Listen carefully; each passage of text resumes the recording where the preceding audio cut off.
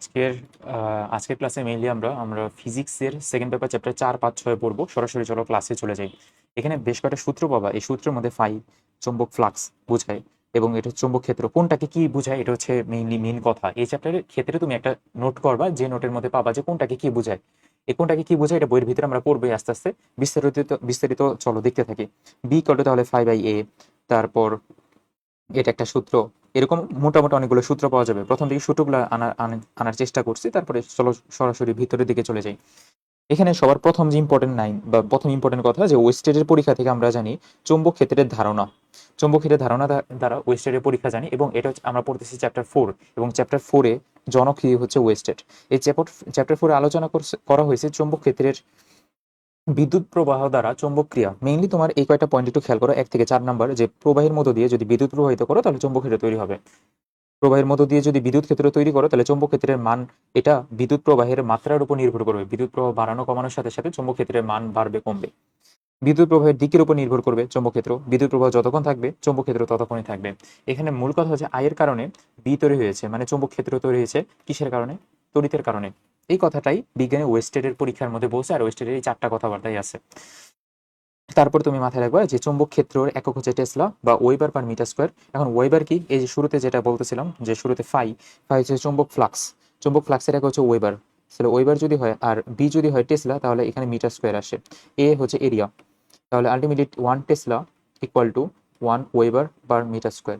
খুব ইম্পর্টেন্ট কথা, মানে এটা তোমার মেইনলি আসবেই পরীক্ষার মধ্যে। 1 টেসলা কত? ওয়েবার পার মিটার স্কোয়ার, বা 1 ওয়েবার ইকুয়াল টু আসবে 1 টেসলা মিটার স্কোয়ার। এই দুটো কথা মাথায় রাখতে হবে। দেন ভাইয়া সামনের দিকে আসো। সামনের দিকে তাহলে কিসের উপর নির্ভর করবে? এখানে বেশ কয়টা পয়েন্ট দেওয়া আছে। এই কয়টা পয়েন্টের উপরে আলটিমেটলি একটা সূত্র আসে, যেটাকে বলা হয় এম্পিয়ারের সূত্র, বা বায়ো-সাভার্টের সূত্র। বায়ো-সাভার্টের সূত্র অনুসারে একটা সূত্র পাবা, dB proportional to ideal sine theta divided by r square. এখানে বি মানে চৌম্বক ক্ষেত্র, ডি গুলা বাদ দাও তুমি, ডি এল ও বাদ দাও, শুধু মনে করো বি ইকুয়াল টু আই এর সমানুপাতিক, এল এর সমানুপাতিক, সাইন আলফা সমানুপাতিক, আর স্কোয়ারের ব্যস্তানুপাতিক, মানে আর এর বর্গের ব্যস্তানুপাতিক। তাহলে এই কয়টা কথাই তোমার এখানে বাংলায় বলে দিছে আর কি। বিদ্যুৎ প্রবাহের সমানুপাতিক, প্রবাহের দৈর্ঘ্যের সমানুপাতিক, মধ্যবর্তী যে সংযোগ রেখা এবং মধ্যবর্তী যে কোণের সাইনের সমানুপাতিক, এবং মধ্যবর্তী দূরত্বের বর্গের ব্যস্তানুপাতিক। তোমার শুধু সূত্রটা শিখতে হবে, এবং সূত্রটা শিখতে পারলেই তুমি কিন্তু এই উপরের পয়েন্টগুলো ইজিলি তুমি নিজে থেকে পারবা। এই উপরের পয়েন্টগুলো নিজে থেকে লিখতে পারবা এই এই সূত্রটা যদি শিখো। বায়ো-সাভার্টের সূত্র থেকে আরো দুইটা সূত্র পারা যায়। এই দুটো সূত্র এমনি জাস্ট মনে রাখো, বইয়ের এমসিকিউতেই আছে, যে তারের ক্ষেত্রে B equal to mu nought I by 2 pi a, আর বৃত্তাকার ক্ষেত্রে mu nought I by 2 r. এই দুইটা সূত্র এমনি আমরা বইয়ের এমসিকিউতেই পড়বো বা বইয়ের এমসিকিউতেই পাবো। তারপর এখান থেকে আরো কয়টা ওয়ার্ড আছে, যে তাহলে ভাইয়া নিউ নোট বলতে কি বোঝায়? আচ্ছা, এই সূত্রটা আমি new nought I by 2 pi এ, একটা তার আছে, এই তার থেকে এত দূরত্বে, আর দূরত্বে আমি যদি বি বা চৌম্বক ক্ষেত্র আর দূরত্বে বি বের করতে চাই, তাহলে B equal to mu nought I by 2 pi r, এরকম একটা সূত্র আসে। এখন ভাইয়া এখানে নিউ নোট দিয়ে কি বোঝায়? নিউ নোট হচ্ছে চৌম্বক ক্ষেত্রের চৌম্বক প্রবেশতা, ম্যাগনেটিক পারমেবিলিটি। চৌম্বক প্রবেশতা নিউ এর ভ্যালুটা খুব ইম্পর্টেন্ট, মুখস্থ রাখতে হবে। 4 pi 10⁻⁷ weber per metre per ampere, বা tesla metre per ampere. Tesla metre per ampere কিভাবে হলো? Weber per metre per ampere কিভাবে হলো? কিভাবে হলো তুমি যদি জানতে চাও, তুমি আগে সবগুলো সূত্র লিখবা, লিখে লিখে প্র্যাকটিস করবা, তুমি নিজেই বের করতে পারবা কিভাবে হলো। এখান থেকে দেখো বের করা যায়। নিউ নটের ভ্যালু বের করবো। এখানে টেসলা পাইছি, আর এখানে আছে আর মানে মিটার, আর এখানে আছে এম্পিয়ার, মানে এ দিয়ে বোঝায় এম্পিয়ার না। তো from this point we can say that এটা এম্পিয়ার যদি হয়, তাহলে এই এম্পিয়ারটা নিচে এই পাশে চলে আসবে, তাহলে টেসলা মিটার পার এম্পিয়ার। আবারও বলি, তাহলে বি হচ্ছে টেসলা, উপরে হচ্ছে x into ampere, divided by হচ্ছে মিটার। কেন? পাইয়ের তো কোনো একক নাই, তাহলে আলটিমেটলি এক্স এর ইউনিট আসবে টেসলা মিটার পার এম্পিয়ার। আবার 1 টেসলা আবার আমরা জানি কত? ওয়েবার পার মিটার স্কোয়ার বা ওয়েবার মিটার স্কোয়ার। ওইভাবে তুমি বাকিটাও বের করতে পারবা, মানে দুইটাই বের করতে পারবা। প্রথম দিকে যদি সূত্রগুলো লিখে লিখে প্র্যাকটিস করো, আর সূত্রগুলোর কোনটা কি কিভাবে কি ডিফাইন করতেছে এটা যদি তুমি বের করতে পারো তাহলেই হবে। আচ্ছা, একজন চ্যাটে লাগছে যে ওকে, সবকিছু ক্লিয়ার আশা করি। আচ্ছা ঠিক আছে, তারপর সামনের দিকে আঁকো। তারপর এম্পিয়ারের সূত্রের মধ্যে দাগাবা। এম্পিয়ারের সূত্রটা চৌম্বক ক্ষেত্রের মান এবং চৌম্বক ক্ষেত্রের প্রাবল্য নির্ণয় করা যায় এম্পিয়ারের সূত্র দ্বারা। এই যে এম্পিয়ারের সূত্রটা পারলে পইরো, না পারলেও দরকার নেই, বইয়ের এমসিকিউতেই আছে এম্পিয়ারের সূত্রটা। এম্পিয়ারের সূত্রটা একটু দাগায় রাখো যারা ক্লাস দেখতেছো। আচ্ছা, তারপর আরেকটা সূত্র আছে F equal to q v B sine theta, আরেকটা আছে F equal to I L B sine theta.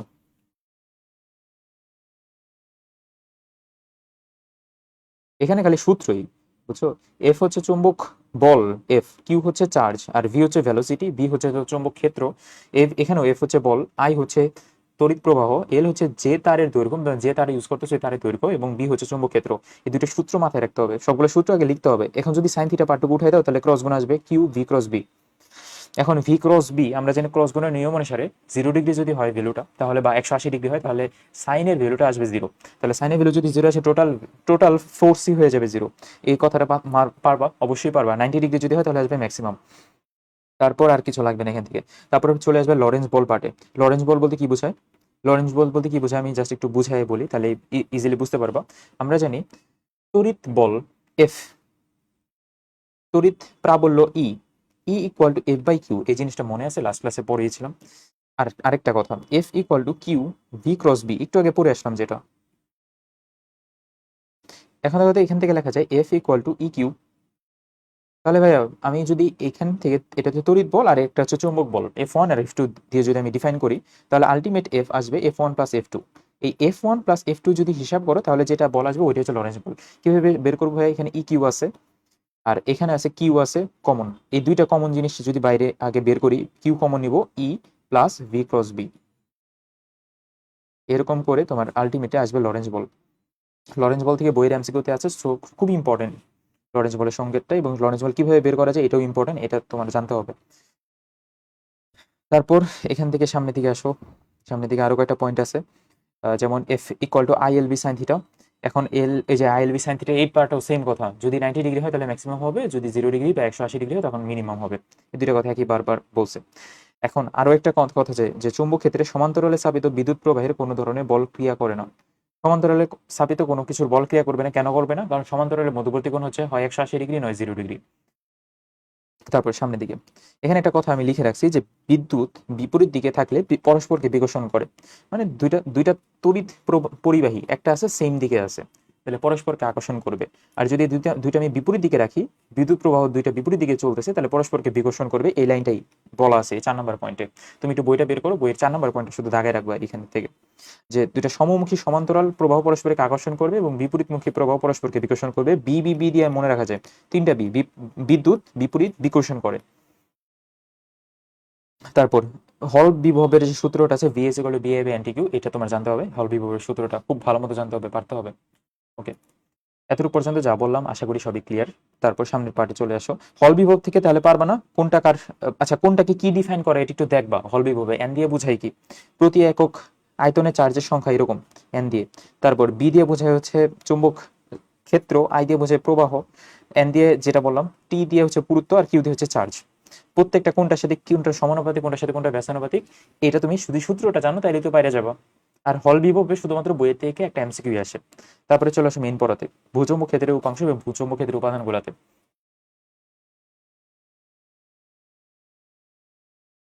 হবে চৌম্বক ক্ষেত্রের উপাংশ এবং ভূচৌম্বক ক্ষেত্রের উপাদানগুলোতে। তার আগে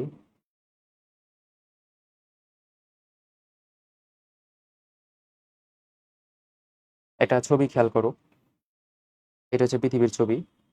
পৃথিবী একটা কমলা লেবুর মতো, পৃথিবীর দুইটা অক্ষ, এটা হচ্ছে উত্তর মেরু, উত্তর মেরু, আর এটা হচ্ছে দক্ষিণ মেরু, তাই না? এখন ভাইয়া দক্ষিণ মেরু আর উত্তর মেরু এখানে ভালো কথা, বাট এখানে আমি আরেকটা লাইন টানবো। এই লাইনটা হবে চৌম্বক রেখা। এই চৌম্বক রেখা একটু ভেজাল আছে। ভেজালটা হচ্ছে উত্তর মেরু যেভাবে যেদিকে থাকে, চৌম্বক মেরু মানে চৌম্বক রেখার উত্তর মেরুর জায়গায়, ওই জায়গায় হয় দক্ষিণ মেরু, এখানে হয় দক্ষিণ মেরু। আর এই জায়গাটা হচ্ছে চৌম্বকের উত্তর মেরু। তাহলে একটা হচ্ছে ভৌগোলিক দক্ষিণ মেরু, একটা হচ্ছে চৌম্বক উত্তর মেরু, আর এখানে হচ্ছে ভৌগোলিক উত্তর মেরু, আর এখানে চৌম্বকের দক্ষিণ মেরু। এখন আমাকে বলো তো কোনটা পূর্ব কোনটা পশ্চিম? এই পার্টটুকু হচ্ছে পূর্ব, আর এই পার্টটা হচ্ছে এদিকে গেলে পশ্চিম। তাহলে তোমার জাস্ট প্রশ্ন আসবে এরকম, যে ভৌগোলিক উত্তর মেরু থেকে চৌম্বক দক্ষিণ মেরু কতটুকু পশ্চিমে অথবা কতটুকু পূর্বে? তুমি যদি এটা আগে জানতে হবে পশ্চিমে নাকি পূর্বে, এটাই জানার চেষ্টা করি। এই বইতে যে ছবিটা দিচ্ছে ওই ছবিটা আমি আঁকলাম, তাহলে মাথায় রাখবো যে এই যে এই কোশ্চেনটা, যে ভূচৌম্বক ক্ষেত্রে দক্ষিণ মেরু, ভূচৌম্বক ক্ষেত্রের চৌম্বকের দক্ষিণ মেরু ভৌগোলিক উত্তর মেরু থেকে 2500 কিলোমিটার পশ্চিমে, আর উত্তর মেরুটা পূর্বে অবস্থান করতেছে ভৌগোলিক ভৌগোলিক মেরু থেকে, ভূচুম্বক ক্ষেত্রের উত্তর মেরু ভৌগোলিক দক্ষিণ মেরু থেকে 2200 কিলোমিটার পূর্বে। তুমি একটা যদি মনে রাখো, 2500 পশ্চিমে, এভাবে মনে রাখা যায়। দেখো 2500 মুখে মুখে মুখে আসে, 2500 পশ্চিমে আর 2200 পূর্বে, মুখে মুখে আসে। আর তুমি যদি ছবিটা একটু বুঝতে পারো তাহলেই হবে। তারপর সামনের দিকে আসো। এখন থেকে যা যা বলবো মনে করবে যে উত্তর মেরু বললে এই যে এটা ইন্ডিকেট করতেছে, আমি এই যে এটা ইন্ডিকেট করতেছি, কারণ এটা চুম্বকের চ্যাপ্টার, এটা তো ভূগোলের চ্যাপ্টার না। আর যদি দক্ষিণ মেরু বলি তাহলে মনে করবে যে আমি এটা বলতেছি। দক্ষিণ মেরু বলতে এটা বুঝাবে না, ইসাক স্যার এটাই বলে দিছে। আর উত্তরকে বলা হয় উত্তর সন্ধানী, মানে উত্তরকে মানে আমি বললাম আবার যে উত্তর মেরু বলতে বুঝবাই যে চুম্বকের উত্তর মেরু এই চ্যাপ্টারে। আর দক্ষিণকে বলা হয় দক্ষিণ সন্ধানী, দক্ষিণ মেরুকে। আবার দক্ষিণ মেরুকে বলা হয় লাল মেরু, আর উত্তর মেরুকে বলা হয় নীল মেরু। এটা কিভাবে মনে রাখা যায়? মনে রাখা যায় এটা কিন্তু হচ্ছে দলা। দক্ষিণ মেরুকে বলা হয় লাল মেরু। শেষ। তাহলে বেশ কয়েকটা কিন্তু নাম পাইলাম এখানে। এখানে এই যে এখানে আমি একটা টেকনিক দিয়ে লিখে রাখছিলাম, নর্থ নীল নিচে 2200 কিলোমিটার পূর্বে। মানে নর্থ নীল নিচে বলতে কি বোঝায়? এটা হচ্ছে নর্থ, নর্থ নীল নীল মেরু, নিচে মানে নিচে, মানে ছবির নিচে 2200 কিলোমিটার পূর্বে। কার থেকে পূর্বে? দক্ষিণ মেরু থেকে, মানে ভৌগোলিক দক্ষিণ মেরু থেকে 2200 কিলোমিটার পূর্বে। আশা করি এতটুকু পর্যন্ত তোমাদের ক্লিয়ার। এখান থেকে একটা প্রশ্ন আসলে যেন পারো তুমি। তারপর ভাই সামনের দিকে আসি। সামনের দিকে আরো কয়টা কথাবার্তা আছে, পেঁচাল আছে। এখান থেকে জ্যামিতিক দৈর্ঘ্য এবং চৌম্বক দৈর্ঘ্য মধ্যবর্তী যে অনুপাত, মেইনলি জ্যামিতিক দৈর্ঘ্য থাকবে নিচে, জ্যামিতিক দৈর্ঘ্য বেশি বড় হয়, আর চৌম্বক দৈর্ঘ্য থেকে 0.85, এতটুকু মাথায় রাখবা। তারপর ভূচৌম্বক ক্ষেত্রের উপাদান কয়টা আছে? ভূচৌম্বক ক্ষেত্রের উপাদান তিনটা, বিনতিকোণ, বিচ্যুতিকোণ আর ভূচৌম্বক ক্ষেত্রের আনুভূমিক উপাংশ। বলবে যে নিচের কোনটি ভূচৌম্বক ক্ষেত্রের উপাদান বা এলিমেন্ট অফ জিওম্যাগনেটিজম নয়? ডিক্লাইনেশন, অ্যাঙ্গেল অফ ডিপ বা ইনক্লাইনেশন আর হরিজন্টাল ইন্টেন্সিটি। তোমাকে দিয়ে দিবে ভার্টিক্যাল ইন্টেন্সিটি, ভার্টিক্যাল ইন্টেন্সিটি কিন্তু হবে না। তুমি শুধু মাথায় রাখবে এই তিনটা পয়েন্ট, এই তিনটা পয়েন্ট থেকে একটা প্রশ্ন পাবো। বিচ্যুতি কোণকে কি দ্বারা প্রকাশ করা হয়? বিচ্যুতি কোণের তাহলে declination, dip, angle of dip বা ইনক্লাইনেশন মানে বিনতি কোণ। আর horizontal intensity of the earth magnetic field, এটা হচ্ছে ভূচম্বক ক্ষেত্রের আনুভূমিক উপাংশ। বিচ্যুতি কোণের পার্টে চলে আসো। বিচ্যুতি কোণকে ডেল দিয়ে প্রকাশ করে। আচ্ছা ওইখানে লেখা নাই, ওগুলা বেশি ইম্পর্টেন্ট না দেখে আমি ওইখানে বাদ দিছি আপাতত। সামনের দিকে আসো। এখানে বেশ কয়টা টার্ম আছে আরো। দেখো এই লাইনটা একটু দেখো, চৌম্বক আবেশের একক টি দিয়ে বোঝায় ওয়েবার পার মিটার স্কোয়ার, বা চৌম্বক আবেশের একক tesla, weber per metre square. টেসলাকে আরো কিছু ভাবে লেখা যায়, যেমন newton per metre per ampere, joule per ampere per metre square. তারপর চৌম্বক ফ্লাক্স ঘনত্ব বলতে কি বোঝায়? বি কে বোঝায় চৌম্বক ফ্লাক্স ঘনত্ব। পরে চ্যাপ্টারে আছে যে ফাই ইকুয়াল টু আমরা জানি বি এ, তাহলে এখান থেকে লেখা যায় B equal to phi by A. এটা লেখা যায় যেহেতু, তাহলে এ দিয়ে কোনো কিছুকে যদি ভাগ দেয় তাহলে আসবে ঘনত্ব। তাহলে এই ফ্লাক্স ঘনত্ব বলতে বোঝায় এটাকেই, বি কে বোঝায় টেসলা, টেসলাকেই বোঝায়, বা চুম্বক ক্ষেত্রকে বোঝায় চুম্বক ফ্লাক্স ঘনত্ব। তো চুম্বক ফ্লাক্স ঘনত্বের একক কি? টেসলা, অথবা ওই যে একটু আগে যে দুইটা দাগাই দিলাম এই দুইটা, newton per ampere per metre. তারপরে টার্মে চলে আসো। তার চুম্বক প্রাবল্য বা চুম্বক তীব্রতা, এটাকে প্রকাশ করে এইচ দিয়ে। H equal to B by mu, খুব ইম্পর্টেন্ট সূত্র। H equal to B by mu. Mu এর ভ্যালু কত মনে আছে? 4/10⁻⁷ টেসলা মিটার পার এম্পিয়ার। আচ্ছা চুম্বক প্রাবল্য বা তীব্রতার আরো একটা একক আছে। আচ্ছা চুম্বক প্রাবল্যের একক কি? H equal to B by mu না? দেখি এখানে এইচ